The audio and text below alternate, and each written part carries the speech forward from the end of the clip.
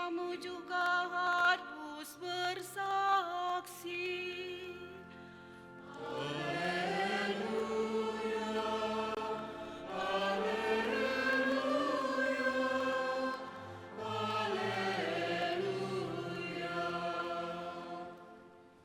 Tuhan bersamamu.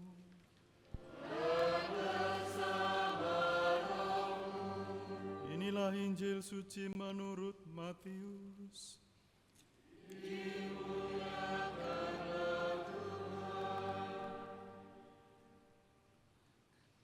Sekali peristiwa, Yesus bersabda kepada ke-12 muridnya, "Janganlah kamu takut terhadap mereka yang memusuhimu, karena tidak ada sesuatu pun yang tertutup yang tidak akan dibuka, dan tidak ada sesuatu pun yang tersembunyi yang tidak akan diketahui.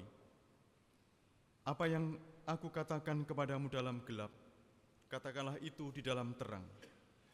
Dan apa yang dibisikkan ke telingamu, beritakanlah dari atas rumah. Janganlah kamu takut kepada mereka yang dapat membunuh tubuh, tetapi tidak berkuasa membunuh jiwa. Takutlah terhadap Dia yang berkuasa membinasakan baik jiwa maupun tubuh di dalam neraka. Bukankah burung pipit dijual 2 ekor seharga 1 keping uang terkecil? Namun seekor pun tidak akan jatuh ke bumi di luar kehendak Bapamu. Dan kamu, rambut kepalamu pun terhitung semuanya. Karena itu janganlah kamu takut, sebab kamu lebih berharga daripada banyak burung pipit. Setiap orang yang mengakui aku di depan manusia, aku juga akan mengakuinya di depan Bapa-Ku yang di surga.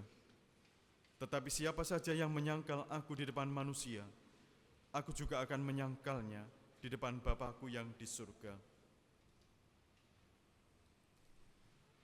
Demikianlah sabda Tuhan.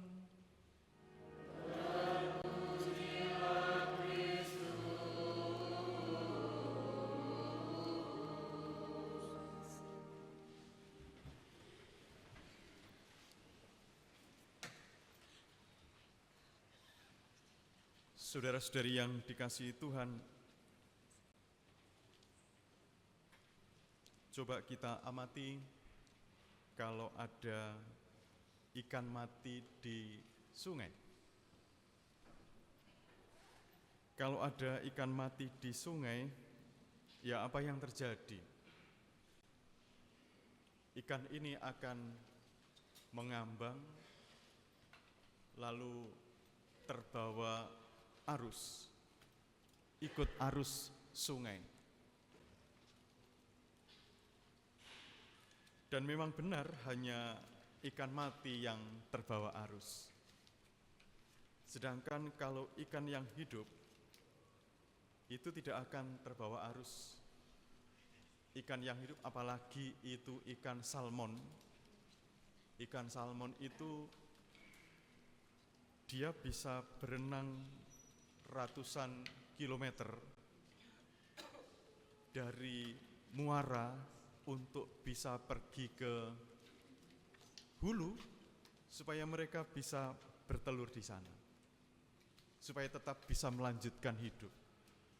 Jadi ikan itu kalau hidup, dia akan biasanya itu akan tetap melawan arus ikan yang hidup itu.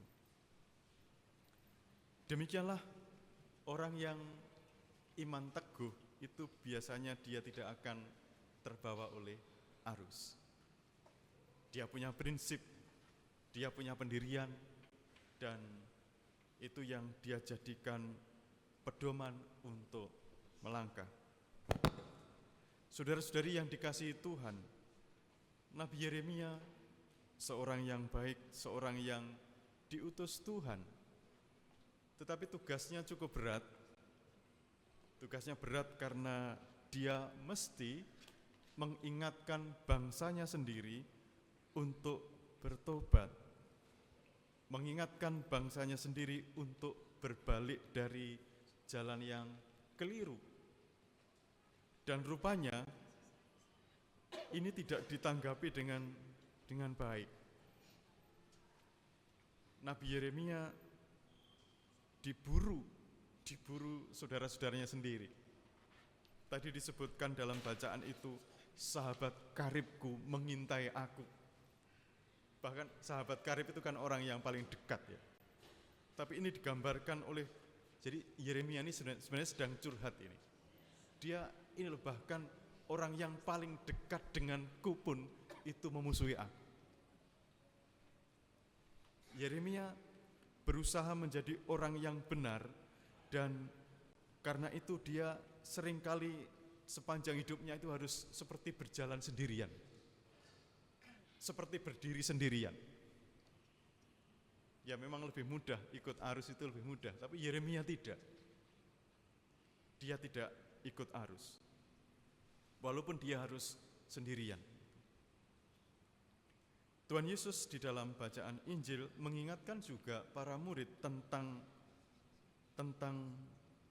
mereka tidak akan hidup aman-aman aja gitu. Karena disebutkan tadi, disebutkan tentang, dia mengatakan, janganlah kamu takut terhadap mereka yang memusuhimu. Nah, bayangkan, jadi nggak akan aman-aman aja gitu. Akan ada yang memusuhi. Kenapa mereka memusuhi? Karena tadi Tuhan Yesus mengatakan, apa yang aku katakan kepadamu di dalam gelap, katakanlah itu di dalam terang. Itu harus disampaikan gitu. Apa yang aku bisikkan itu kamu harus ceritakan. Jadi ini akan tidak akan aman-aman aja gitu. Ada seorang yang pernah bercerita begini. Jadi ketika dia berumur 17 tahun, dia memutuskan untuk menjadi seorang Kristen. Sebelumnya dia tidak beragama. Dia mengira kalau hidup menjadi seorang Kristen, beriman Kristen, itu akan oke, gitu. Akan baik-baik saja. Tetapi dia mengalami bahwa ketika dia memutuskan menjadi seorang Kristen, masalah baru dimulai. Masalahnya baru dimulai. Dia menjadi seorang Kristen sampai akhir hidupnya. Tapi dia menunjukkan bahwa ketika dia berusaha hidup benar sebagai seorang Kristen, ya tidak semua orang bisa menerima dia. Saudara-saudari yang dikasihi Tuhan, lalu apa yang membuat Yeremia dan juga murid-murid Tuhan Yesus itu mesti tetap melanjutkan perjalanannya? Yeremia tadi mengatakan bahwa meskipun dia itu lelah, meskipun dia itu merasa takut, meskipun dia itu meratap, kan dalam Alkitab itu kan ada ratapan Yeremia ya, ada ratapan Yeremia. Jadi meskipun dia meratap, tetapi dia sampai kepada satu keyakinan bahwa Tuhan menyertai aku seperti pahlawan yang gagah. Ini yang menjadi alasan bagi Yeremia untuk tetap kuat. Tuhan menyertai aku seperti pahlawan yang gagah. Sedangkan di dalam bacaan Injil, itu sama. Tuhan Yesus mengajak para pendengarnya untuk tidak berfokus kepada orang-orang yang memusuhinya ini. Tetapi fokusnya adalah kepada dia. Kepada dia yang tidak hanya bisa membinasakan tubuh di dunia ini, tetapi kepada dia yang juga bisa membinasakan jiwa orang di dalam neraka. Fokusnya adalah kepada Tuhan yang baik. Yang menjadi fokus adalah Tuhan yang baik, dan ketika yang menjadi fokus adalah Tuhan yang baik, itu menjadi sesuatu yang berbeda banget di dalam kehidupan para murid Tuhan ini. Saudara-saudari, 2 hari lalu itu ada satu suster yang bercerita tentang kongregasinya. Jadi kongregasinya itu atau serikatnya itu cukup banyak di Indonesia. Ada 190-an komunitas 190 komunitas atau bagaimana. Itu cukup banyak. Dan di komunitas-komunitas ini itu ada anak-anak difabel, terus juga ada panti asuhan, begitu. Cukup banyak di Indonesia ini, besar kecil, gitu. 190 atau berapa saya lupa persisnya, tapi cukup banyak. Dan rupanya kehadiran suster ini tidak selalu diterima oleh masyarakat sekitarnya. Kadang karena ini ada di suatu daerah itu ada difabelnya, dia mengunjungi keluarga begitu, dan keluarga itu menutup pintu. Enggak hanya satu keluarga, nanti ada beberapa keluarga yang ketika melihat suster datang itu tutup pintu. Dan iya, kalau saya jadi suster ini mungkin saya akan ngapain repot-repot begini. Tapi suster-suster ini dia mengatakan bahwa selama kami melakukan ini untuk Tuhan dan selama kami yakin bahwa Tuhan mengasihi anak-anak yang difabel ini, kami akan maju terus. Kalaupun kami ditolak, kami akan terus maju. Dan memang saudara-saudari, akhirnya banyak tempat itu sudah kenal begitu, akhirnya ya terbuka mereka.